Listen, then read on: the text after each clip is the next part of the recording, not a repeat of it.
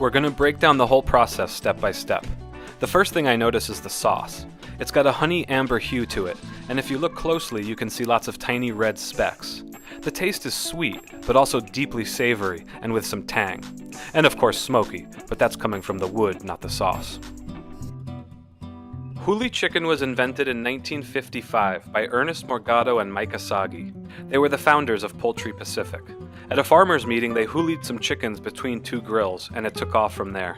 The marinade they basted them with was described as a special teriyaki sauce.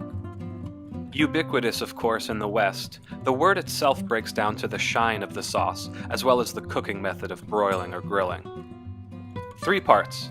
Soy sauce gives the base of umami, about as much honey or sugar for sweetness, and some acidity to cut through in the form of sake or mirin, a sweet cooking wine. The question then is, what makes Huli sauce a special teriyaki? In fact, put it in the comments below. What do you think the secret ingredients will be?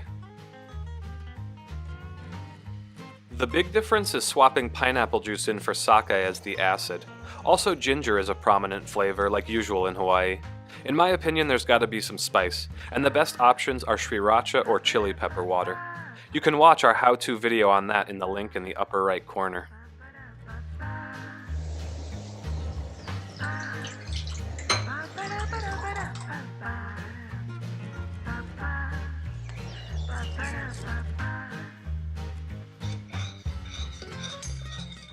And I can't prove it, but Morgado was second-generation Portuguese, and I can't help but think at least some of those red specks are from a signature spice in Portugal, paprika.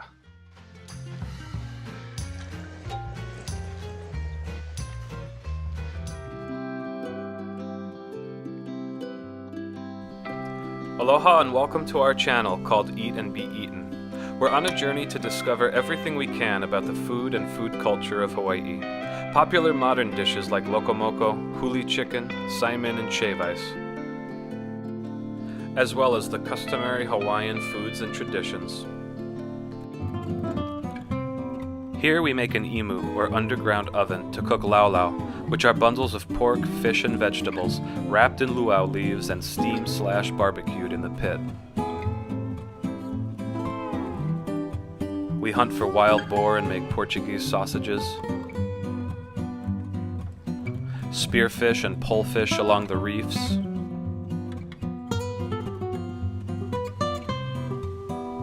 gather wild ferns to make ho'io salad,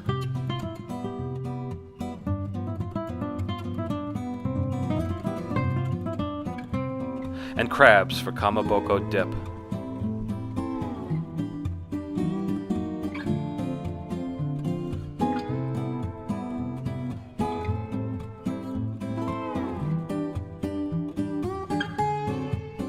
We'll show you about poke, local goat cheeses, picking plums way up on the mountain to make lihing mui,